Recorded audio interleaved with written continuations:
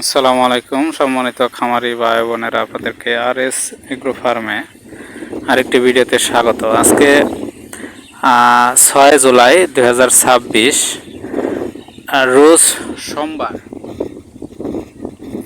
আজকে ব্রয়লার বাজার মোটামুটি কমের দিকেই বলা চলে, কারণ আমি এর আগে 3 দিন আগে বাজার দিয়েছিলাম।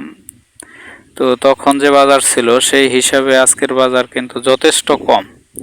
কিন্তু আবহাওয়া উত্তরবঙ্গে টাঙ্গাইল, জামালপুর, ময়মনসিংহ, কিশোরগঞ্জ এইদিকে যেহেতু আবহাওয়াটা একটু ঠান্ডার দিকে, সেই ক্ষেত্রে আপনারা মুরগি একটু দেখে শুনে বিক্রি করবেন, হুটহাট করে বিক্রি করেন না। আর একটা বিষয় বলে দিচ্ছি, যেহেতু আপনার দামটা একটু কমের দিকে, লোকালে মুরগির চাহিদা যতটুকুই আছে, আপনার মুরগির রেডি মুরগির স্বল্পতা মানে কমের দিকে আছে। সেই ক্ষেত্রে আপনারা ট্রাই করবেন পিক আপে বিক্রি না করে ভ্যান গাড়িতে যে যারা মুরগি কিনে সেখানে বিক্রি করার জন্য, তাহলে 2-4 টাকা বেশি বিক্রি করতে পারবেন। যাই হোক, আজকে জামালপুরের 19-20 সাইজের ব্রয়লার পিক আপ রেট যাচ্ছে 142 থেকে 145 টাকা। 142 থেকে 145 টাকা। শেরপুরে আজকে ব্রয়লার পিক আপ রেট যাচ্ছে 140 থেকে 142 টাকা। আপনার ময়মনসিংহে আজকে ব্রয়লার পিক আপ রেট যাচ্ছে 143 থেকে 146 টাকা। 19-20 সাইজের ব্রয়লার পিক আপ রেট আপনার কিশোরগঞ্জে যাচ্ছে 142 থেকে 144 টাকা। 19-20 সাইজের পিক আপ রেট আপনার নেত্রকোনায় যাচ্ছে 141 থেকে 142 টাকা।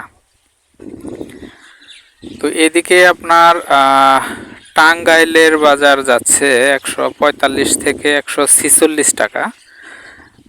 19-20 সাইজের ব্রয়লার পিক আপ রেট গাজীপুরে যাচ্ছে 146 থেকে 148 টাকা।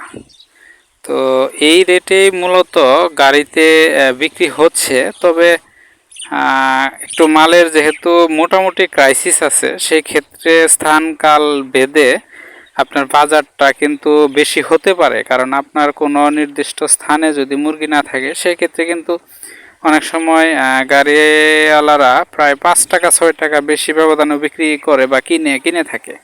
সেক্ষেত্রে আপনারা যেহেতু মালের একটু ক্রাইসিস মোটামুটি এখনও আছে এবং দিন ঠান্ডা করছে, আপনারা একটু দেখে শুনে ধৈর্য ধরে বিক্রি করবেন। আশা করি খোঁজখবর নিয়ে বিক্রি করলে কিছুটা হলেও জিতবেন। তো আজকে এ পর্যন্তই। অন্যদিন অন্য একটি ভিডিও নিয়ে হাজির হব ইনশাল্লাহ। সবাইকে ধন্যবাদ।